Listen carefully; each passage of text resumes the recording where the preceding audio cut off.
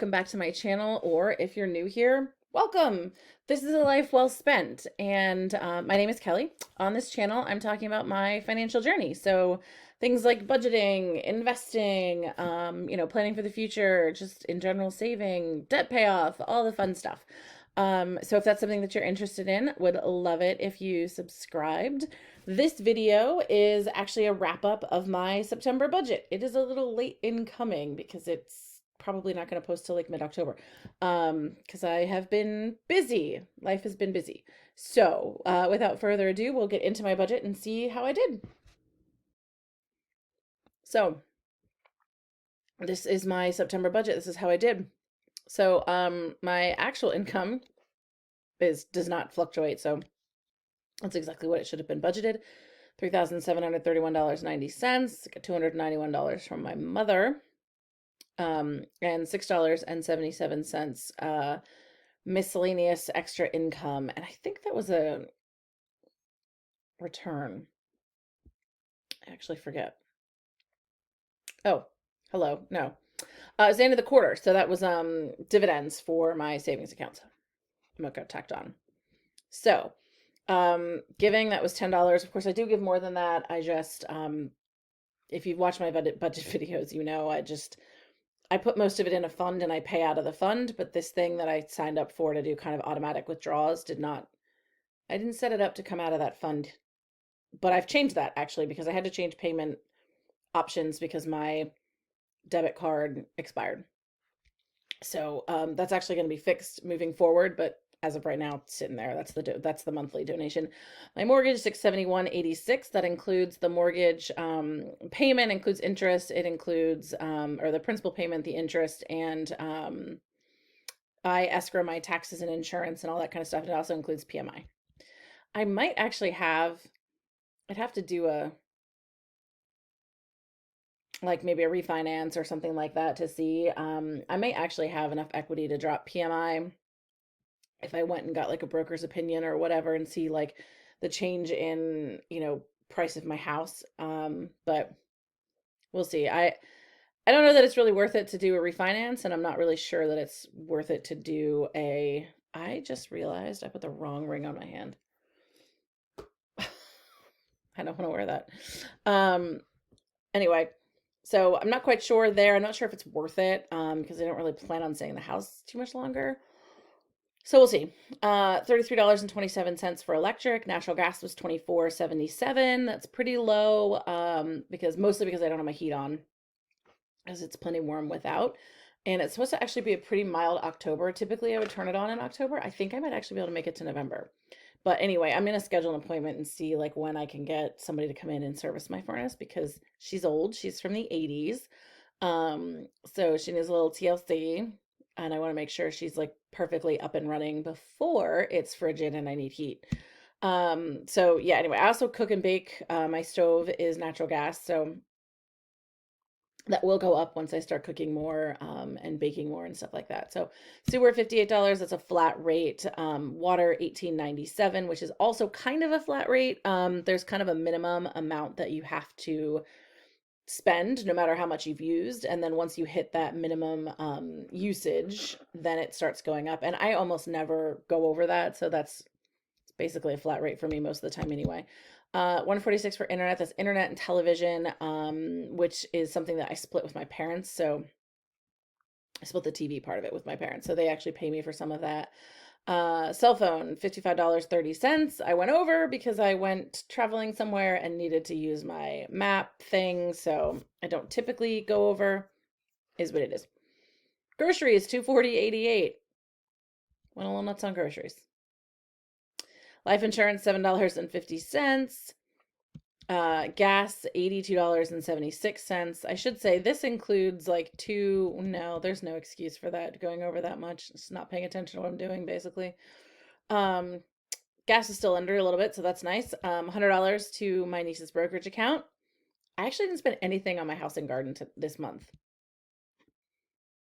which is why should have known because I really went over. I've been trying to get mulch to come out and I just haven't called, so I put the 200 in there. But I just haven't gotten around to doing it yet. But I bought some of the things that I knew I was going to need this month and next month. I bought them in August so that I didn't have to go in the store in the middle of Delta. Restaurant $24.84. I rarely go under in restaurant, but same thing. Like I just didn't want to go out anywhere because of the Delta virus or the Delta variant. Personal, $950.68. Way over, way over. But in my defense, that included a trip that I didn't think to plan for in my budget. So some of that is actually money from I have like some cash left over from like previous trips, and it was like, hey, we'll do this and what have you. Now my friend paid for some of that, and I actually have a lot of that in cash instead, so it's just kind of like save it for the next trip kind of deal. Miscellaneous $68.70 and $500 to my Roth IRA. I put $200 onto my student loan and put $50 into my, oh, sorry. I was actually able to put about $670.48. No, just kidding. I didn't put anything in. That's what I budgeted. Did not add anything to my moving fund because I clearly way overspent this month. But I was able to actually put some into my student loan fund. So realistically, like, probably could have just put that towards the trip instead of putting it in my student loan fund, but c'est la vie. Okay, so my ending balance for it's my moving, my etc. fund, $16,654.24. There's still $1,000 in my emergency fund. My car repair. Oh, actually, you know what? I should probably put, I'm not sure how to register that. My dividends, one goes here, one goes there. So what if I just do,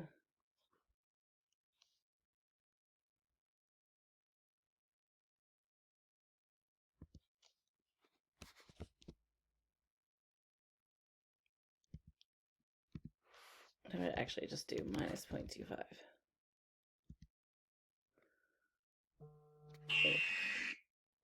Did that do it correctly? I don't know. I guess I'll have to figure that out.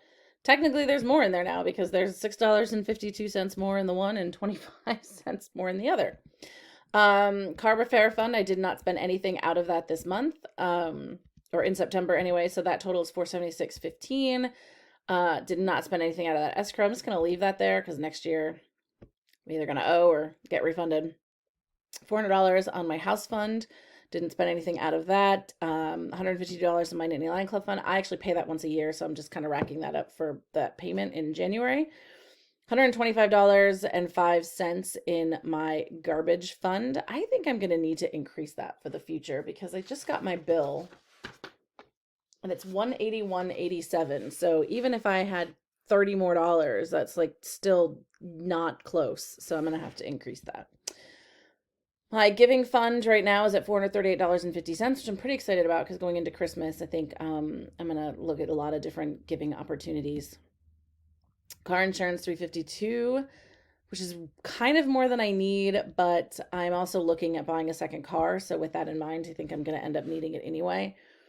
Gift fund, $188.35 at the moment. Kind of ramping up for Christmas. So I'm wondering if I should maybe put some more in there. We'll see. I think I can probably cash flow most of the Christmas gifts and things like that I would need to buy. I don't buy for a lot of people.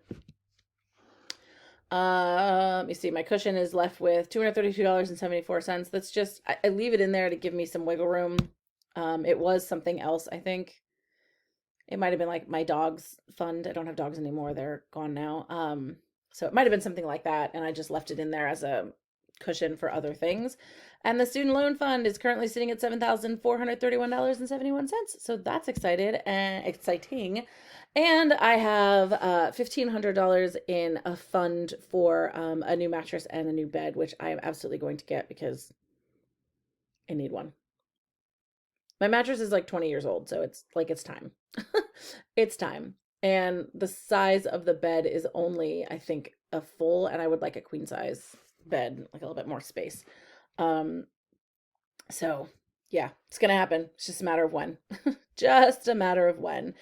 So all in all, trip aside, like if I take the money out that I spent on the trip itself, um, not too terrible. Not too terrible. So that's just kind of something to remember. I think I actually would have been pretty well within budget, if I take all the trip spending out. C'est la vie. C'est la vie is what it is. Um, yeah. That said, I should say with the restaurant, some of it I counted as personal. Like if it was on the trip, I counted it as like personal spending. So that's a little off. I didn't like not eat on my trip, but I went to Niagara Falls. It's freaking awesome.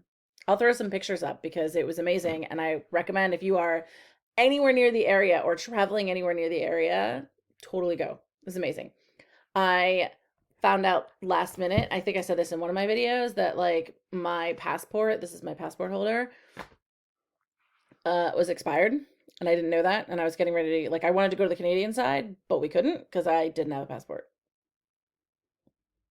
So cool. So got to fix that. But that's how I figured out that I did not have a passport that was valid because mine expired in June and I didn't realize. Oopsie. Anyway, has anyone been to Niagara Falls? Did you love it? Is it something on your bucket list? Leave a comment, let me know. Thank you guys so much for watching. I will see you in the next video.